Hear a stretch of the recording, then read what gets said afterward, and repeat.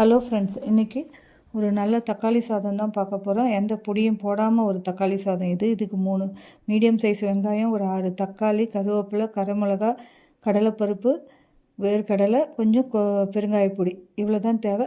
மேலே தூவுறதுக்கு கொத்தமல்லி தழை, அவ்வளோதான். இப்போ ஒரு கடாயை வச்சுட்டு கடுகு போட்டுடலாம். கடுகு பொரிய ஆரம்பித்த உடனே கடலைப்பருப்பும் வேர்க்கடலையும் போட்டுற போகிறோம். அது நல்லா ஃப்ரை ஆகட்டும். இதுக்கு நம்ம எதுவுமே போட போகிறது கிடையாது. அந்த வரமிளகா போடுறோம் பார்த்தியா, அந்த காரம் தான் இதுக்கு மேஜராக அவ்வளோ நல்லாயிருக்கும். கூட ஆப்ஷனல் வேணும்னா ஒரு பச்சை மிளகா சேர்த்துக்கோங்க. தேவையில்லைன்னா விட்டுருங்க. எனக்கு தேவைப்படலை, அதனால் நான் சேர்த்துக்கல. இதை பாருங்கள், இப்போ கலர் மாறினதுக்கப்புறம் வெங்காயம் போடுறோம். வெங்காயம் நல்லா வதங்கட்டும். வதங்கின உடனே நம்ம தக்காளி ஆட் பண்ணிக்கலாம். வெங்காயம் நல்லா வதங்கணும். கொஞ்சம் கண்ணாடி பதத்துலலாம் எடுத்தோம்னா சாதம் கெட்டு போயிடும். ஏன்னா கலந்து குடிக்கிற சாதம் லஞ்சுக்கெல்லாம் போகும்போது இப்போ இந்த வெயில் காலத்தில் சுத்தமாக சீக்கிரமாக கெட்டு போயிடும். அதனால் வெங்காயம் எவ்வளோக்கு எவ்வளோ வதங்குதோ சாதமும் டேஸ்ட்டாக இருக்கும், சாதம் கெடவும் கெடாது. இது கூட காஞ்ச மிளகாய் ஆட் பண்ணிக்கோங்க. காஞ்ச மிளகாய் ஆட் பண்ணி நல்லா வதக்கிடுங்க. நல்ல இந்த கலருக்கு வரணும். இப்போ எந்த பொடியும் போடலை, ஆனால் வெங்காயம் எந்த அளவுக்கு வதங்கியிருக்கு பாருங்கள். இந்த அளவுக்கு வதங்கினதுக்கப்புறம் நம்ம தக்காளி ஆட் பண்ணணும். நல்லாவே வதங்கிடட்டும். இப்போ தக்காளி ஆட் பண்ணிக்கலாம். தக்காளி ஆட் பண்ணி அது கூட கொஞ்சம் உப்பு போட்டுக்கிட்டும், பெருங்காயப்பொடி போட்டோம்னா சீக்கிரமாக வதங்கிடும் உப்பு போடும்போது. அதனால் ஆட் பண்ணிக்கோங்க. இந்த தக்காளியில் வர தண்ணியில் தான் அந்த வெங்காயமும் வேகணும், தக்காளியும் வேகணும்.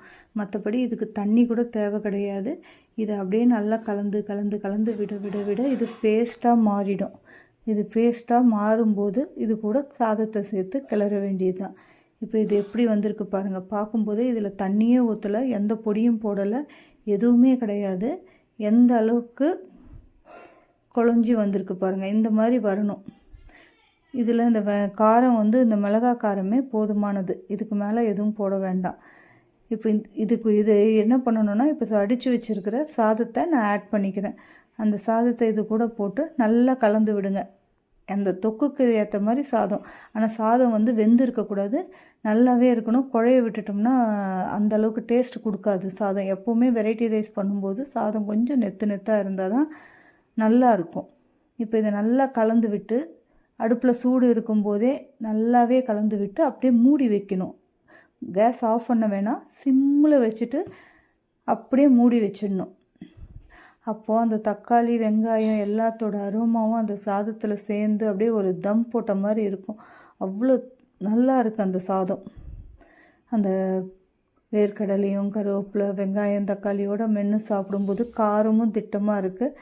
அதுக்கேற்ற மாதிரி தான் நான் வரமிளகா போட்டிருக்கேன். உங்களுக்கு காரம் இன்னும் கொஞ்சம் வேணும்னா ஒரு பச்சை மிளகாயை கூட நல்லா பொடியாக கட் பண்ணி ஆட் பண்ணிக்கோங்க. இப்போ இந்த மாதிரி நல்லா மூடி வச்சுருங்க.